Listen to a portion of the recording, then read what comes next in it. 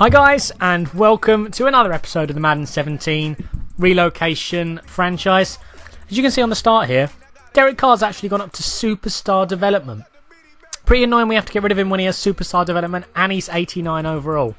He got that from getting to the Pro Bowl, as you can see there. Just a little something interesting for the team there, but for now, we're just going to jump into the game against the Broncos, the divisional playoff game, and we are 89 overall.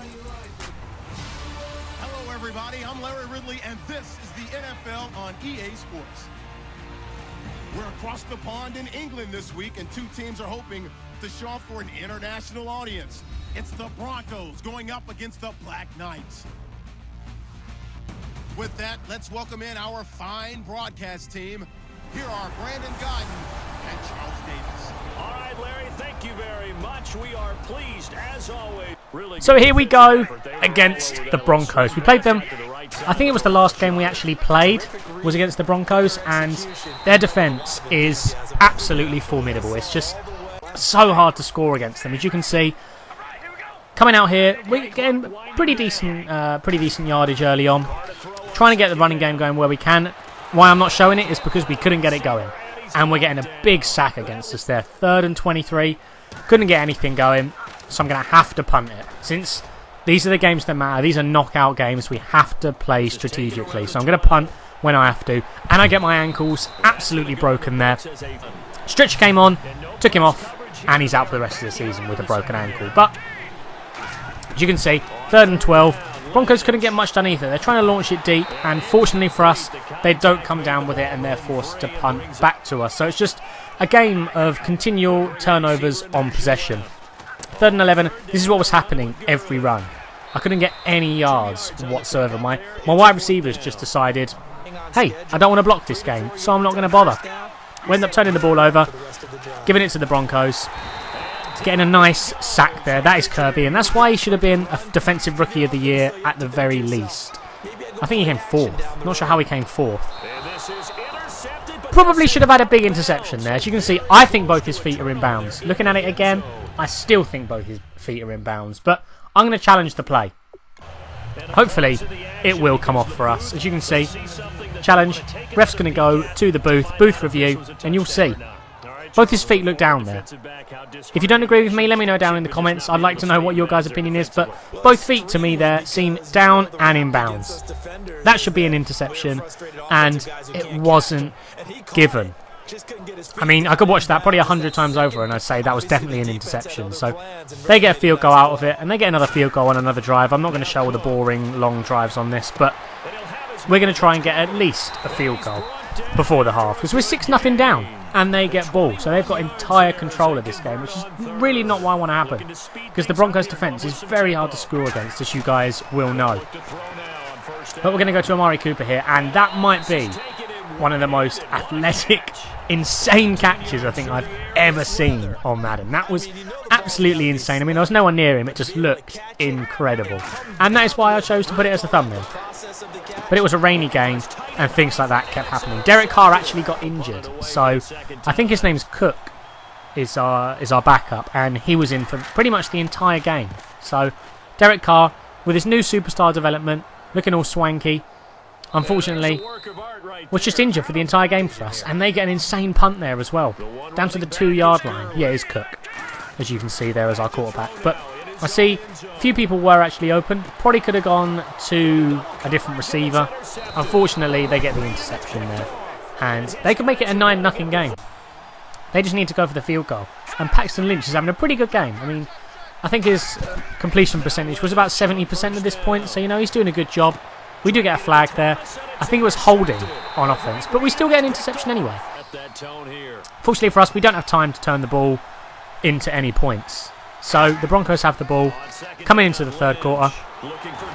Fortunately for us, Paxton Lynch is going to throw a huge interception, and we needed that.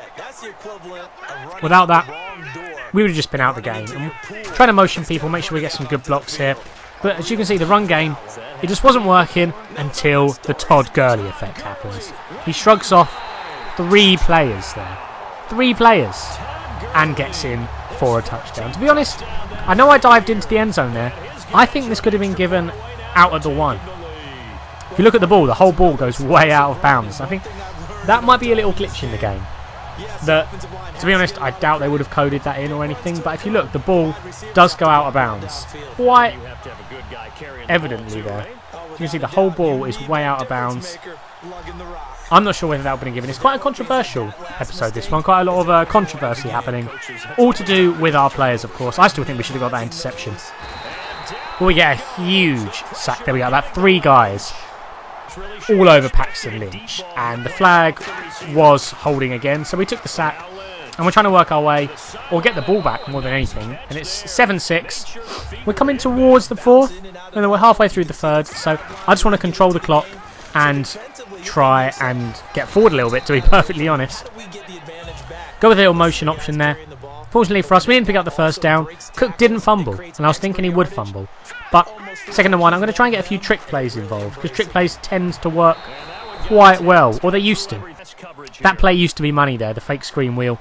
Used to work 90% of the time.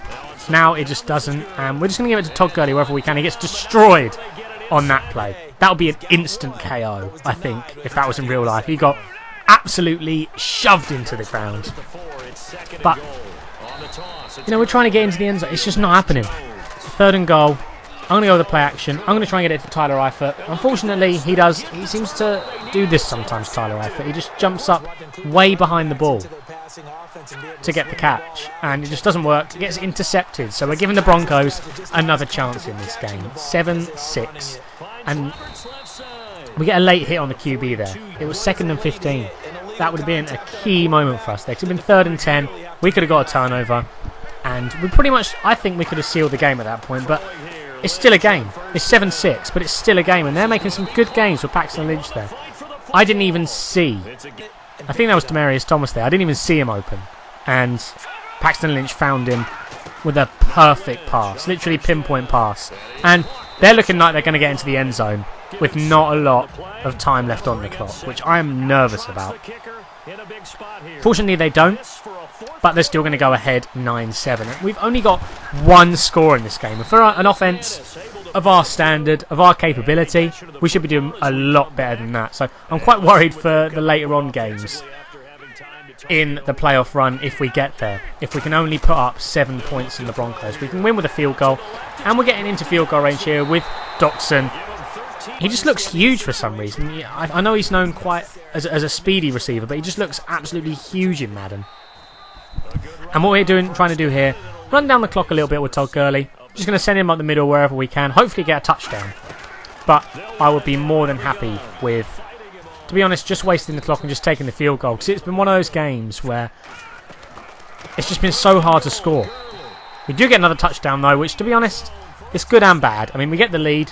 We were always going to get the lead, and we could have the field goal blocked, which happens quite a lot for me, to be honest. But we get the touchdown, we get the lead. They need a touchdown to score.